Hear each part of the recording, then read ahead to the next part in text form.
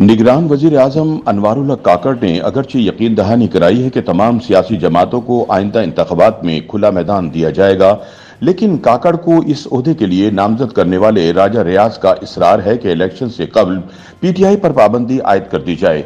ख्याल रहे कि अपोजिशन लीडर की हैसियत से राजा रियाज ने उस वक्त के वजीर आजम शहबाज शरीफ को निगरान वजीर आजम के ओहदे के लिए अनवारुल्लाह काकड़ का नाम तजवीज़ किया था।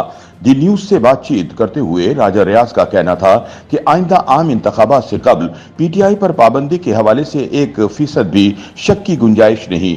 उन्होंने ये बात दोहराई कि पीटीआई पर पाबंदी आयद हो जाएगी और बैलेट पेपर पर बल्ले का निशान नहीं होगा।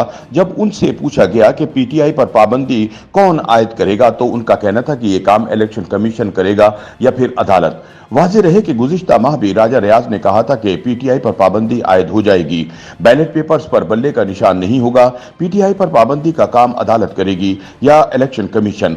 उन्होंने कहा था कि जिस वक्त इलेक्शन होंगे उस वक्त इमरान खान जेल में होंगे। दिलचस्प बात यह है कि जब वजीर आजम काकड़ से सवाल किया गया कि क्या इंतखाबात जनवरी में होंगे या फरवरी 2024 तक होंगे, इस सवाल के जवाब में निगरान वजीर आजम का कहना था कि इससे पहले भी हो सकते हैं, लेकिन चूंकि इसका फैसला इलेक्शन कमीशन ने करना है लिहाजा हम भी इंतजार कर रहे हैं ताकि जैसे ही कमीशन तारीख का ऐलान करेगा हम इससे जुड़ी तमाम तैयारियां मुकम्मल करके अपनी आईनी जिम्मेदारी पूरी कर सकेंगे और आगे बढ़ेंगे। ताहम दूसरी तरफ चंद हफ्ते कबल राजा रियाज ने एक टीवी टॉक शो में फरवरी के वक्त में इंतखाबात के इनेकाद के बारे में कहा था कि इंतखाबात 15 फरवरी 2024 से चंद दिन कबल या इसके बाद होंगे। अगर ऐसा ना हुआ तो इसके जिम्मेदार वो होंगे। ख्याल रहे कि जहां एक तरफ इंट्रा पार्टी इलेक्शन ना करवाने पर इलेक्शन कमीशन की जानिब से तहरीक इंसाफ को इंतखाबी निशान अलाट करने पर पाबंदी और पीटीआई के इंतखाबी अमल से आउट होने के इम्कानात रोशन हो चुके हैं, वहीं दूसरी तरफ राजा रियाज के दावे के अलावा भी इस्लामाबाद के बाज़ हल्कों में तहरीक इंसाफ पर पाबंदी की खबरें ज़ेरे गर्दिश हैं। तज्जियाकारों का कहना है कि फौज के ताकतवर इदारे को चैलेंज करने वालों को इसके गैज़ो गज़ब का सामना करना पड़ता है। माजी में भी बाज़ सियासी जमातों को पाबंदी का सामना रहा, लेकिन ये पाबंदियां मुस्तकिल साबित नहीं हो सकी। सियासी तज्जियाकारों के मुताबिक तहरीक इंसाफ को तहलील करने की कोई भी कोशिश मुमकिन तौर पर मुल्क को एक गहरे सियासी बुहरान में धकेल देगी। ताहम इसके बावजूद तहरीक इंसाफ पर पाबंदी के इम्कानात मौजूद हैं। नाक़दीन के मुताबिक अगर पाकिस्तान तहरीक इंसाफ पर पाबंदी लगाई जाती है तो ये फौज की नाराजगी के बाद कलअदम करार दी जाने वाली पहली जमात नहीं होगी। पाकिस्तान में माजी में भी सियासी जमातों पर पाबंदियां आयद की जा चुकी हैं और कानून में इसका तरीक़ेकार भी मौजूद है। सुप्रीम कोर्ट बार एसोसिएशन के साबिक सदर यासीन आजाद कहते हैं कि अगर किसी सियासी जमात पर मुल्क में दहशतगर्दी फैलाने का इल्जाम हो या खिलाफ कानून काम करती हो तो वफाकी काबीना इस बारे में कानून नाफिज करने वाले इदारों से रिपोर्ट तलब करती है। वफाकी हुकूमत सियासी जमात के रहनुमाओं और कारकुनों पर दर्ज दहशतगर्दी के केसेस का जायजा लेती है और शवाहिद की रोशनी में तफसीली रिपोर्ट यानी सियासी जमात पर पाबंदी के लिए चार्जशीट मुरतब करना होती है। उनके बकौल अगर वफाकी काबीना को लगता है कि कोई सियासी जमात मुल्क दुश्मन सरगर्मियों में मुलव्विस है तो फिर काबीना पाबंदी की मंजूरी दे देती है। ये मामला कौमी असेंबली और सेनेट में भी जा सकता है। दोनों ऐवानों से इस पर करारदादें मंजूर होती हैं कि ये दहशतगर्द जमात है, लिहाजा इस पर पाबंदी होनी चाहिए। यासीन आजाद के बकौल काबीना और पार्लियामान से मंजूरी के बाद वजारत दाखिला नोटिफिकेशन जारी कर देगी कि मज़कूरा सियासी जमात पर पाबंदी लगा दी गई है।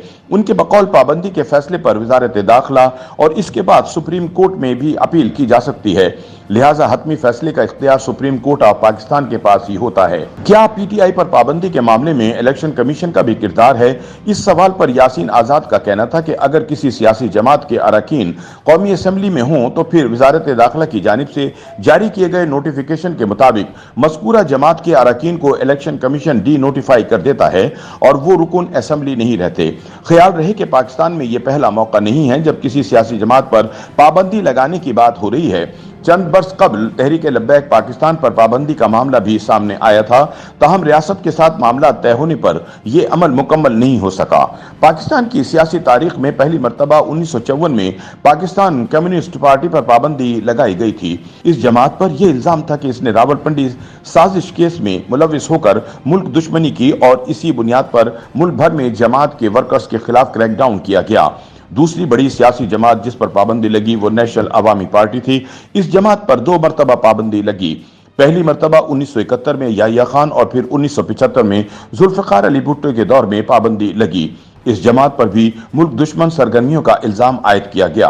दूसरी जानिब पाकिस्तान में गुज़िश्ता 2 दिहाइयों में मजहबी और सियासी जमातों पर पाबंदी आयद की गई।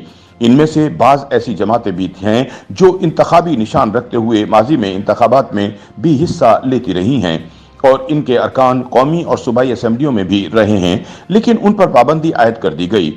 इन मजहबी सियासी जमातों में सिपाही साहबा पाकिस्तान, सिपाही मोहम्मद पाकिस्तान, तहरीक जाफरिया पाकिस्तान, मिल्लत इस्लामिया पाकिस्तान शामिल हैं। इनमें से बाज़ जमातें कायदीन और नाम तब्दील कर कर आज भी सियासत कर रही हैं, लेकिन पाबंदियों के बाइस सियासत में उनका किरदार महदूद हुआ।